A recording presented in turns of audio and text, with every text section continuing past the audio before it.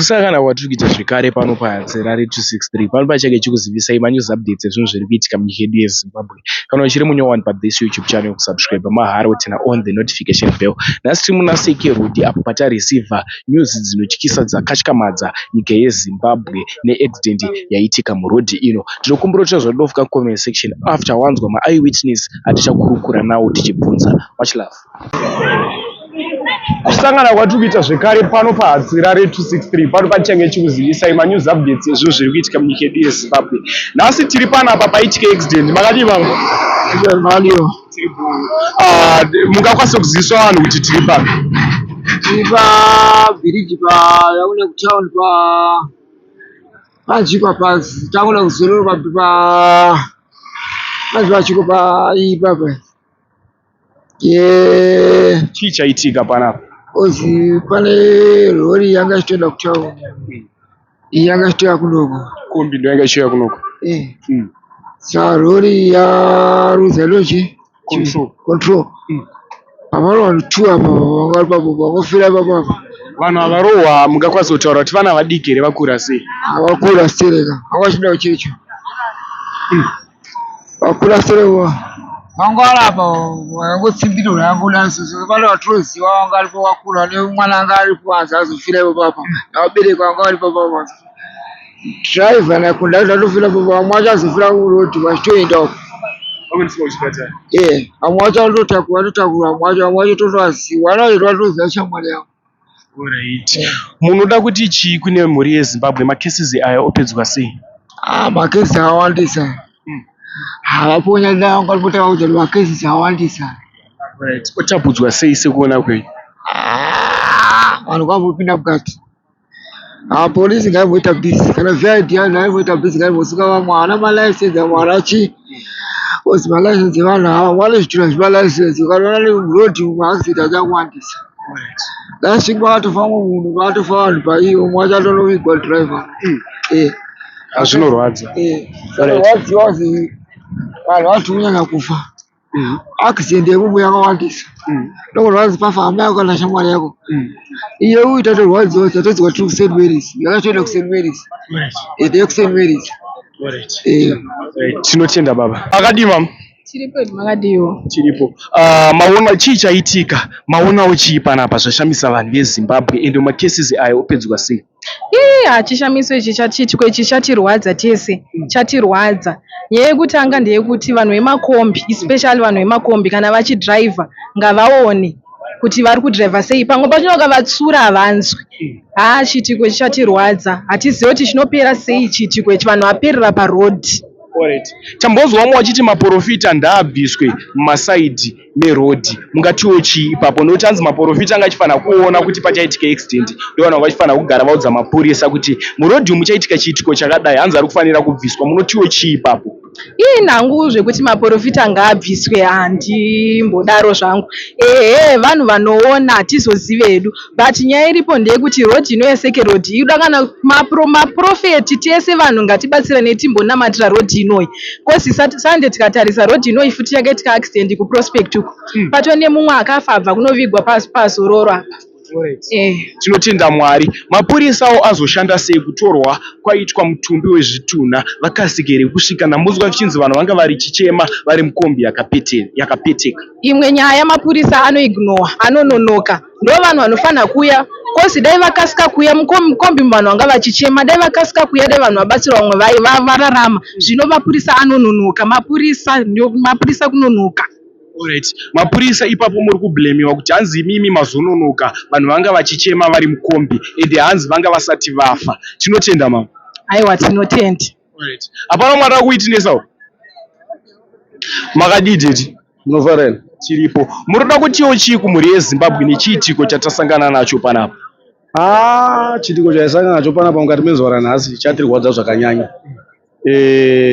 Zvinhu zvarwadza kusvika pokupedzisira dambudziko ratina ari mukati muZimbabwe muno panoitika tsaona dzakadai vanhu vanonoka kubatsirwa. Taona kreni inotora kuda kusumudza tamboona makreni inotora kuda kusumudza vanhu vangu vachiita sei vanhu vangu vachitonga painosumudza yodonhedza vanhu vanenge vachitokwara kana papaina umwe angoenda kurarama vamwe vaibva vatongouraiwa nenyaya yekunonokera.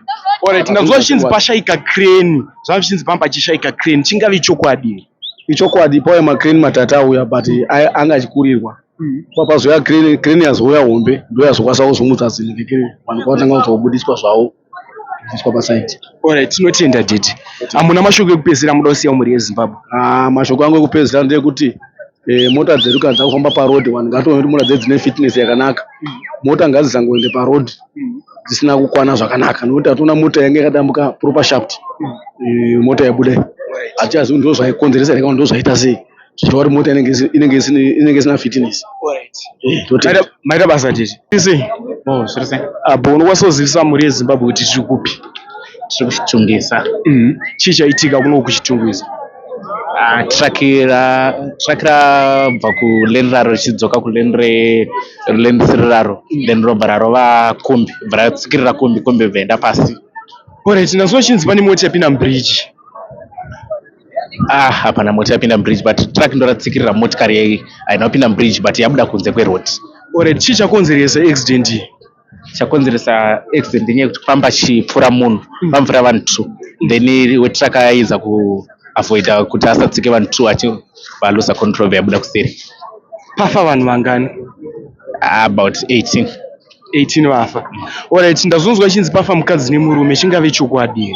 Mukadzi nemurume vafa vangu vachizvifambirawo kunze kwerodi vatsikwa nemotikari. Wafira ipapo. Alright, tinotenda. But macases aya kuti otapudzwa sei, iyo solution yaunopa kumhuri yeZimbabwe? Anongoti madhiraivha ngaafambe zvakanaka, afambe ane speed yakanaka munzira, asamhanye nekuti zvingatipe dambudziko. Alright, tinotenda. Waita basa. Panoda kuitinesawo? Ini ndangotaura kuti ija ndangokumbira hangu panhu panoitwa machechi esanditi ati hazvifanirwi kuitika zvakadai. Saka kumbira kuti polisi ndovabvisa masowe ese ari muno ari musaidi merodi bhozi po vanhu vemasowe vanofanira kuona kuti hapana chavari kuona. Saka tikumbira kuti polisi ndaibvise vanhu vese unamatira vese murwisi ndovaudzwa kutogutsa vanhu. Alright, saka muri kuzama kureva kuti maprofita aifanira kuona izvi zvisati exactly aifanira kuona kuna security wedza polisi yomira. Alright, imimi pafa vanhu vangani panapa? Iyi panangonzwa vanhu 18 vashaika. Ndivana vatanzwa kuti vashaika. Alright, but imimi zvamuri kutaura kumhuri yeZimbabwe ndeyekuti vanhu maprofita abve mudhuze nerodi. Exactly zvichatombochema nacho. Alright. Zvichatombochema parizvo vomawanda maposto makatarisa kuti kune maposto handiti saka munhu wechikumbiriso chati kumbira parizvo. Alright, tinotenda tete. Maita basa. Hapana mwarida kuitinesawo? Zviri sei? Tsaona yakaipa yasatambona zvakadai sobva tichikura muna security pakashata. Nasi taona zvasatambona nasi. Chaita chishamiso. Izvo chaita chishamiso. Alright, ndeipi solution yaunopawo kumhuri yeZimbabwe kuti macases aya atapudzike? Tirikungoti makombi dai angogona kungoredusa speed pamafambiro mumugwagwa uyezve makombi acho ngaagadzirwe aipiwe nguva yekuenda kuservice nokuti makombi atsaona yacho iri serious yaitika nekombi. Basi vanhu ngavasadhiraivhe vaine hope tochiri zvanakasiyira kumhuri yeZimbabwe. Tinotenda. Hapana mwarida kuitinesawo? Makadii tete? Makasimba here. Tiripo. Murida kutiwo chiini chiitiko chatasangana nacho muzuva ranhasi? Chiitiko ichi chinorwadza zvakanyanya. Tabatikana zvakanyanyisisa asi kungoti zvazvo hatichapa vese mhosva madhiraivha maviri nekuti dhiraivha werori uyu arikuratidza kuti akatwawo nemunhu abva atoenda abva atiza asi mukukata akachizama kuda kunzvenga kuti asare weka mota asi mukunzvenga kwaita ikoko ndo paapinda mulaini isiriro arikuratidza kuti mota yake paakwira chistubhu yadambuka proper shaft zvakonzera izvo kuti izojunga pasi itsimbirire mota yanga ichibva kutauni zvichoti dhiraivha yanga ari mukati so zvazipa kuti vanhu vadhonzana kusvika vasvika kurwizi mota inobva yatsimbirira yekombi vanhu vese vabva vatora asi chiitiko chandinoda chekuti isusu munyika medu muno dai tagona kuwana mafasiri kuti pakati katsaona tokasira kubatsira vanhu bhozi mota panga ichisimudzwa yanga ichitsimbirira vanhu vachichema dzimara vanhu vese vazosvika pakushaya zvinova zvinorwadza mukati menyika yedu dai mwari vatinyaradza kune vafirwa vose mangwana vatyairi veduwo tisavanzwewo kudhiraivha marodzi edu eZimbabwe aya haana kunaka ane makomba nene asi agadziriswa zvakanaka. Saka dai madhiraivhawo nemaspeed mashoma shoma zvinoremba kuti tinosevha lives dzevanhu. Zvaitika pazvikufa kwavanhu 18 hazvifadzi. Nevaviri vari kunzi vatsikwa futi mota dzichinzvengwa hazvina mukadzi nemurume hazvisi kutinakidza. Ipapa papa siye apa tiri kuda robot. Mapurisa anosvika pakunda vachingosimudza maoko everyday tokumdawo robot rinodziva kuti mota dzivirwe patsaona netimahambu takupinda mubiriji umu zvinodziva kuti mota dzichengetedzeke nezvakare madhiraivha edu netimaaro kudhaya kwedu vatine maaro ainongedza kuti 10 km chichi izvo zvinge zviripo. Ndatenda zvangu. Tatenda didi maita basa. Hapana mwarira kuwitinesa. Mama musikabuda. Uya. Zviri sei? Handiri right. Alright, mashoko aurikuda kutisiyirawo ndeapi kumhuri yeZimbabwe? Ini ndoda kungoti kune vashaika vacho zororai murugare.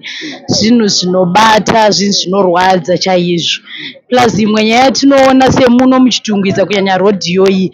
Irodhi iri bhizi. Ndokumbira kuti iswewo mahambu.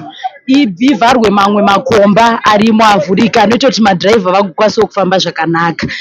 Nekutiwo plus chimwe chandoona chiri kunyanyonetsa murodhi umu inyaya yemakuva atakaisirwa murodhi. Munhu akafa mukaona kuti nzvimbo inoitikira accident kazhinji kachona inoramba yakungodzokorodzeka accident. Noda kuti mweya wakafa unoramba uchiedza vanhu vakafa. Saka anongoti zororei murugare kune vafa nevashaikirwa mucheme netariro. Tinotenda mama. Tenduyei mutauri. Takamboona zvedu maaccident mwana wamai but accident yaitika panapa nhasi yatinyanya kutirwadza zvisingaiti. Yatiwadza zvisingaiti accident yaitika panapa nhasi asi. Zvinobva tichikura zvinhu zvakaita sezvizvi. Tarwadziwa zvisingaiti. Alright, mashoko amunoda kusiyira mhuri yeZimbabwe ndeyekutiwo chii? Kuti macases aya opedzwa sei semuno muna Sekerodi? Macases aya tachikumbira VIT inyanye kuongorora mota idzi kana tichinge tichifamba like marori aya ngadzonyanya kuongororwa chaizvo. Uye speed yaita shoma mukufamba, speed ngaidzike ngaite shoma. Hatina kwati tichimhanyira vabereki, ngatiudzei vabereki tichinge takatakurwa nadrive.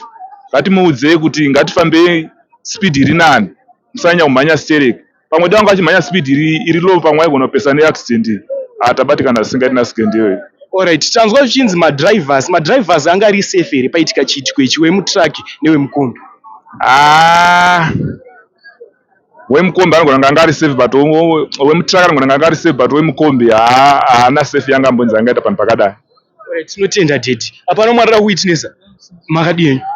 Ndiri right. Alright, mashoko amunoda kusiyira mhuri yeZimbabwe ndeapi? Ndoda kungosiyira mhuri yeZimbabwe kuti pane vashaikirwa nevanhu vavamutsaona nongotiwo rest in peace. But zvinorwadza Sekerodi maaccidents acho ari kunyanya, mota dziri kumhanya. Alright, imimiwo solution yamungafunga kuti angatapudzike ndeipi?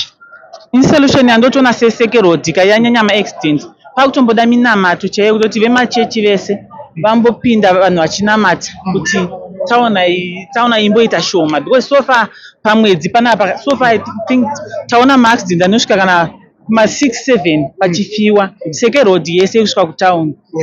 Saka ndongoti dai vemachechi vambopindirawo tambonamatira rodhi inoyi. Ndazonzwa vamwe vachiti anzi maprofita ari mumasaiti merodhi ndaabviswe nekuti ndiwo aifanira kuona kuti pachaitika accident. Munotiwo chiini hazvo izvozvo? Pakubvisa maprofita handizivi wangu, pamwewo vanenge vasina kuzviratidzwawo. Tinotenda mama. Maita basa. Ndipangu makadiwa. Alright, mashoko amunoda kuziviswa kumhuri yeZimbabwe munoda kutiwo chiini chiitiko chatareceiva panapa? Aiwa, chiitiko chaitika panapa chatirwadza zvikurusa. Inini ndiri kuda kutaura kuti aiwa dai mapurisa edu aonawo, nekuti vana vedu ava kufamba kwavari kuita vari kunyanya kudhiraivha vakadhakwa. Nyaya dzekudhakwa ndo dzatiri kunyanya kuti dai vana vedu ava vaonekwa, vambonyatsoonekwa madhiraivha edu ava emakombi aya kuwanza kudhakwa nekuti kunzwa kurwadziwa moyo chaikowo nezvaitika panapa. Vana vedu ava. Alright, mama panapa pafa vanhu vangani munzwiro wamazviita? Ini zvokuti pafa vangani hangu handisi kuziva nekuti ndasvikawo nguva yatiperei, asi ndangoonawo vanhu vachingotakurwawo vachiiswa mumota. Tinotenda mama. Makadii dedi? Tinofanira kuti makadiwa zvei. Alright, tasangana neSAD News ende tareceiva nyaya inorwadza, mungadiwo kutiwo kumhuri yeZimbabwe?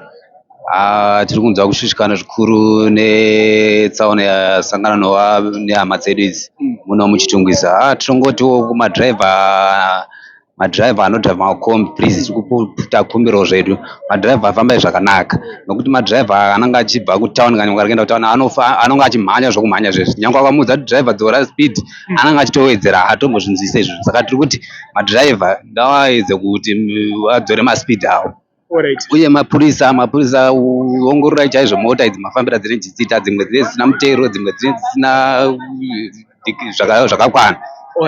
Saka chii chakonzeresa accident iyi kuti iitike semunzwiro wamaita kana kuti muonero wamaita? Inini sokunzwawo kana aita ndazongosvikawo zvinhu zvaitika hanzi rori rachibva kuchitungwiza kombi yanga achibva kutauni saka then rori ranzi raproper shaft ndobva raenda kurenisi rayo inobva kutauni ichiuya kuchitungwiza then kombi ndobva yatsidzirwa nekondena. Alright, sekuona kwamazviita mutumbi wezvitunha wakasika kutorwa here wevashakabvu vedu afa? Watinono ngekutorwa nekuda kwokuti vanhu vanga vakatsimbiriwa zvakanyanya makrane anonoka kuzouya plus anga achishupikana kuzoti amutse container. Kwauya makrane mangani panapa? Anawana zvangu ndawana 2 makrane. Yekutanga yatadza papazoya imwe shokwadi. Alright, tinotenda didi. Aiwa, tinotenda zvikuru. Maita basa. Makadi muri yeZimbabwe tiripo paaccident scene yaitika. As you all know kuti hatikwanise kukuratidzai vanhu zvinhu zvine ropa nezvimwe zvese asi tinokwanisa kungokuinzirai vanhu vane umbowo hune zvinhu zvatora nzvimbo. Makadi zvenyu baba mheno kana muchikwanisa kutaura zita renyu? Ndinokwanisa. Okay. Ndetiko Captain Leonard Masiwa. Okay. Senza uZimbabwe National Army. Oh. Yes. Okay, tiri ipapo muri yeZimbabwe baba, ndanchikumbirawo kuti kana muchikwanisawo kungotsanangura zvaitika ipo pano zvosvikirawo varescuewawo. Ndinokwanisa. Ndasvika tsaona yatoitika, pandasvika panapa tsaona yaitika tino urombo kuti pamba chisina betsero inogona kunzi ingatarisirwa paupenyu hwevanhu because vanhu vanga vakatsikirirwa necontainer. Kombi yanga yakatsikirirwa necontainer isingaoneki ichiratidza kuti pamba sina tarisiro yekuti vanhu vanga vaita sei vanga vararama. Asi zvisinei nejuti remapurisa akwanisa kuti nevamwe vepublic betsera kuti vanhu vatakurwe iwawo. Vanhu vandaona vachiunganidzwa pasi mabhodhisi anofanira kusvika ku18 vafira panzvimbo ipapo. Kunotorakidza kuti mukombi hapana munhu amborarama. Vanhu vakuvarisa zvakanyanyisa because vamwe vanga vakutongoungana chete. Ukaona munhu akuti mabhonzo anoungana zvoreva kuti munhu anenge akuvarisa. Asi tsaona iyo yaitika pabridge repana Bunyani Seke Road. Mutraki vari kutaurawo vari kuti chii chanatsoitika between the truck and kombi? Kombi yanga ichibva kutown. Kombi ichibva kutown yasanganidzana nerori yange yayambuka pavement ichibva kulane kwayo ichiratidza kuti papaita mechanical fault yekuti inzi proper shaft yange yaita se yange yadambuka here yazvikonzeresa kuti across kuenda kumhiri kwangu kuti asangane oncoming traffic. Saka paoncoming kunonzi kombi ambozama kuita se kunzvenga. Paanzvenga abva akiwa netrera regonyeti iroro ndobva rakutorwisa kudzokera kumashure ndopayabva yawirwa pamusoro vanhu vese vanga vari mukati ndokutrepewa. Saka ndomafira aita vanhu vanga vari patsaona iyoyo. Kozoti pane vanhu vaviri varohwa before the accident.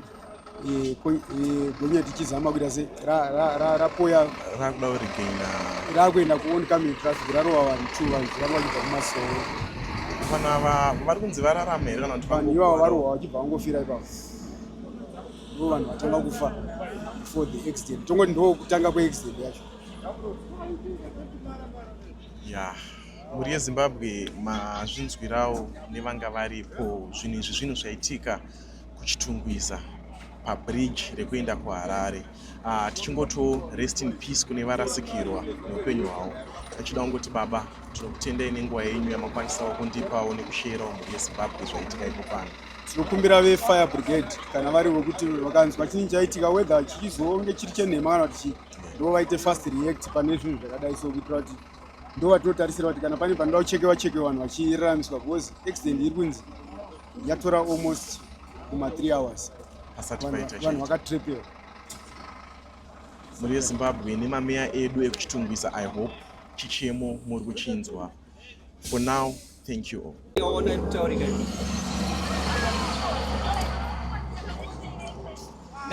One is 17. Ndakaisenda pakutuma to 11. I'm sure nezilo manero.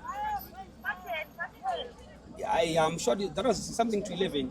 Ndichiisenda kusenda batenda pa morning prayer futi ka.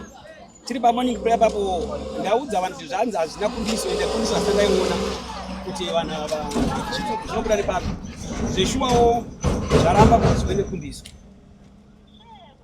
Saka ndozviripo.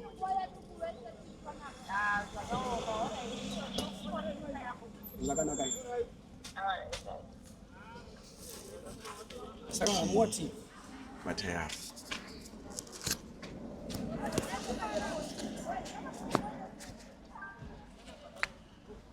Muri yeZimbabwe makadii kwamuri ikokoko.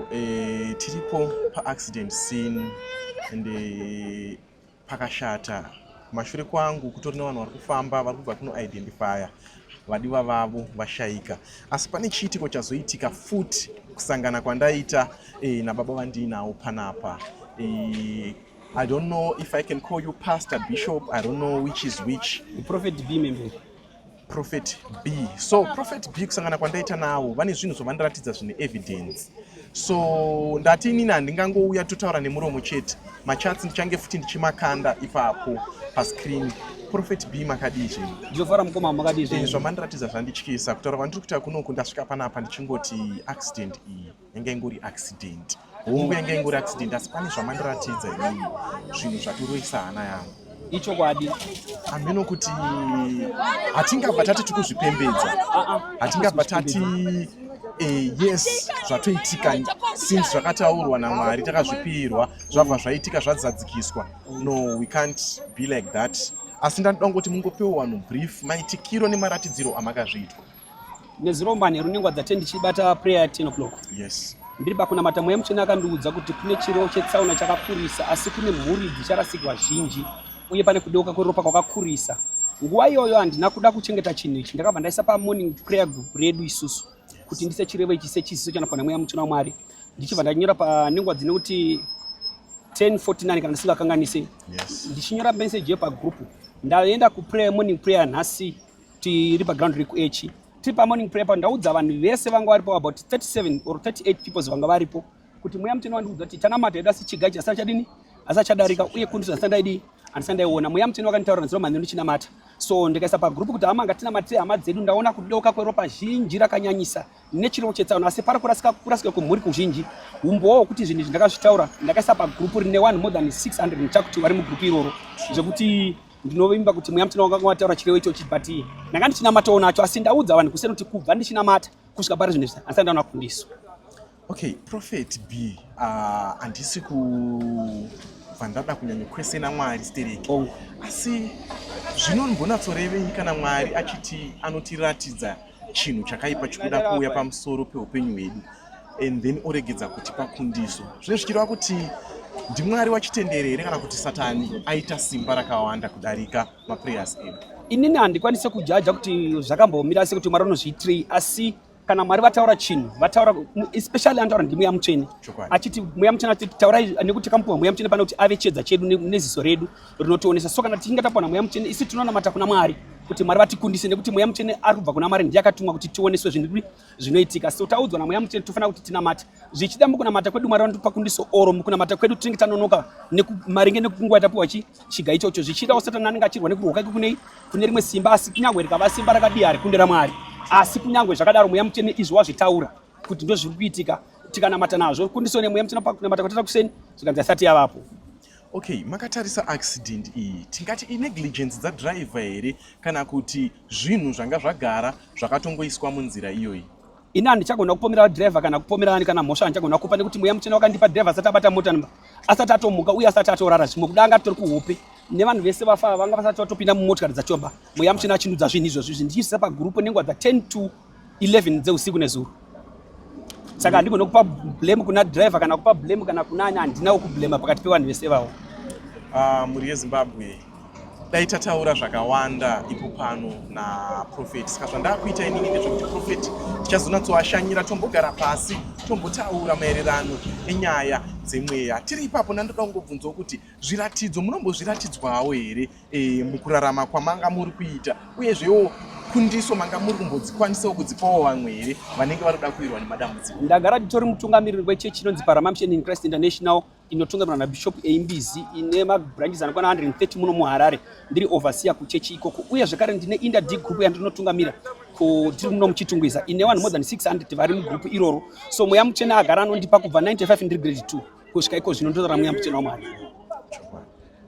Mhuri yeZimbabwe mazvinzwira, ngatichemini tariro, asi vamwe vane zvipo zvekuratidzwa vanga vazviratidzwa uyezve vakazamawo kutikumbirira nepase pavanogona, asi it seems like accident iyi yanga yakagadzirwa kuti zvichazotongoita come to pass zvakadaro. Naizvozvo ndandoda kungotenda Prophet neeffort yavo yavaisa pamwe ndevamwewo vekumhuri kwako vanga vari kuda kuwirwa nedambudziko iri ndokubva wanzvengwesa, kwete kuti hanzi vafa vakashataba, asi zvinhu zvanga zvagara zvakaitika zvanga zvagara zvakatarisana navo. Naizvozvo ndandoda kungotenda Prophet once more nekutinamatira kwamatiita, tichizongoshedzera kuti Prophet muchavaona futi ipo pano vachitipawo manzwisisiro avo, maitiro avo avanoita munyaya dzezvemweya. Prophet, thank you. Mazvita yavo kumama.